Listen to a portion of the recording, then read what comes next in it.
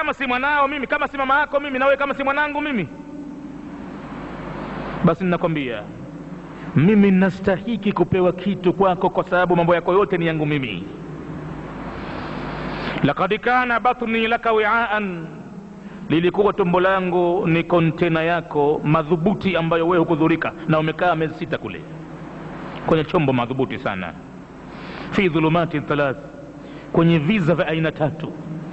Lolote likimfika mama mtu kule, kapata ajali, kaanguka pahala, kajikwaa, anaumwa na tumbo, anaumwa na homa, wewe umekaa bukheri pahala, umehifadhiwa kwenye kuta 3, viza 3, shughuliki. Basi tumbo langu lilikuwa kontena yako, wathadi na chuchu yangu laka siqaan, baada ya kule duniani ilipokatwa ile njia ya kupitia we chakula kwenye mdomo wako, ilikuwa hufanyi kazi mdomo, unapitia chakula katika pipe maalum, kamba ya kitovu. Ulipokuja duniani ilibidi ikatwe kamba ile, sasa utafanya nini? Ilibidi mdomo wako utumie. Basi chuchu yangu iko tayari, siqaan laka, ikawa ni mfereji wako, unachuruzika kwa spidi ambayo wewe mwenyewe unaitaka. Wahijiri, na paja langu mama yako mimi, laka witaan, lilikuwa ndio tandiko lako, unagaragaria pale.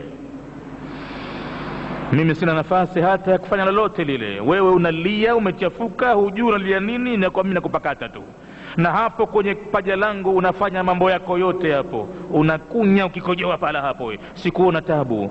Leo mwanangu nakwambia, je, asla kutajia haya, fahallaka min hasanatin, litapatikana kwako jema moja dogo hivi, yaudu khairuha ilayya alyawma, ambalo jema lile litaweza kurejea kheri yake kwangu mimi leo. Leo nahitajia kheri yako, nataka unipatie thawabu kiasi kadhaa, hapo ndo nitavuka mimi, nimekwama na sendi peponi.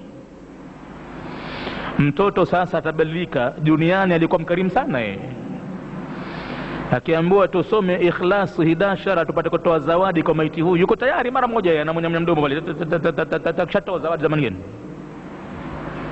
Athubutu, hutotoa Ikhlasi wala hutotoa chochote chingine, utakataa na utamkatalia mpaka mama yako mzazi.